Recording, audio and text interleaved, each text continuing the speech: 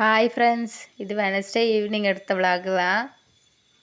பால் கொழுக்கட்டை பாயசம் சாப்பிட்டே ரொம்ப நாள் ஆயிடுச்சு.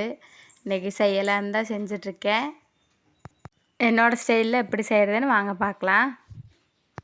அரிசி மாவில் கொஞ்சமாக சுடுதண்ணி உப்பு போட்டு சின்ன சின்ன பாலாக பிடிச்சி எடுத்துக்கலாம்.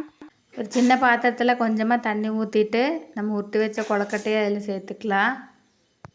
ஒரு 10 நிமிஷத்தில் வெந்து வந்துடும் கொழுக்கட்டை. இப்போ அது கூட கொஞ்சமாக அரிசி மாவு தண்ணி ஊற்றி கலக்கி வச்சுருந்தேன். அதையே அதில் சேர்த்துக்கலாம். சேர்த்துட்டு ஒரு 2 நிமிஷம் கொதிக்க விட்டுட்டு நமக்கு எவ்வளோ தேவையோ அவ்வளோ சர்க்கரை சேர்த்துக்கலாம். சேர்த்துட்டு துருவி வச்ச தேங்காய் பூவும் 2 ஏலக்காவும் தட்டி போட்டு இறக்குனீங்கன்னா பாயசம் ரெடி ஆயிடுச்சு.